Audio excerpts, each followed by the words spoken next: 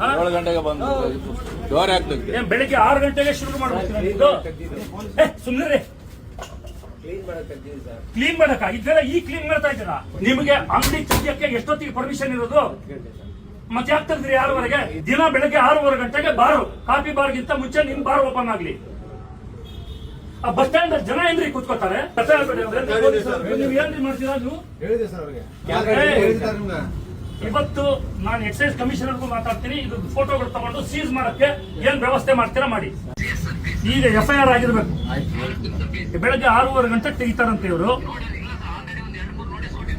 Notice ಅಲ್ಲ, ಇವತ್ತು ಅವ್ರ ಮೇಲೆ ಒಂದು FIR ಮಾಡಿ ಹೆಣ್ಮಕ್ಳೆಲ್ಲ ಕಂಪ್ಲೇಂಟ್ ಮಾಡ್ತಾ ಇದಾರೆ. ಬೆಳಗ್ಗೆ 6:15 ಗಂಟೆಗೆ ನಾವು ಬಸ್ ಸ್ಟ್ಯಾಂಡ್ ಕೂತ್ಕೊಳ್ಳೋದು ಹೆಂಗೆ ಅಂತ. ಸ್ಟೇಷನ್ ಇಂದ 1 ನಿಮಿಷ ದೂರದಲ್ಲಿದೆ ಈಗ. ಇವತ್ತು ಇನ್ಸ್ಪೆಕ್ಟರ್ ಗಮನಕ್ಕೆ ತಗೊಂಡು FIR ಮಾಡಿಸಿ ಇವತ್ತು ರೆಡಿ ಆಗಲಿ. 7 ಗಂಟೆಗೆ ಬಂದು ಡೋರ್ ಹಾಕ್ಲಿಕ್ಕೆ ಬೆಳಿಗ್ಗೆ 6 ಗಂಟೆಗೆ ಶುರು ಮಾಡ್ಬೇಕು. ಸುಮ್ಮನೆ ಕ್ಲೀನ್ ಮಾಡಕ ಇದೆಲ್ಲ ಈ ಕ್ಲೀನ್ ಮಾಡ್ತಾ ಇದ್ದೀರಾ. ನಿಮಗೆ ಅಂಗಡಿ ತೆಗಿಯಕ್ಕೆ ಎಷ್ಟೊತ್ತಿಗೆ ಪರ್ಮಿಷನ್ ಇರೋದು? ಮತ್ತೆ ಯಾಕೆ ತೆಗ್ದ್ರಿ 6ವರೆಗೆ? ದಿನ ಬೆಳಗ್ಗೆ 6:15 ಗಂಟೆಗೆ ಬಾರು, ಕಾಫಿ ಬಾರ್ಗಿಂತ ಮುಂಚೆ ನಿಮ್ ಬಾರ್ ಓಪನ್ ಆಗ್ಲಿ.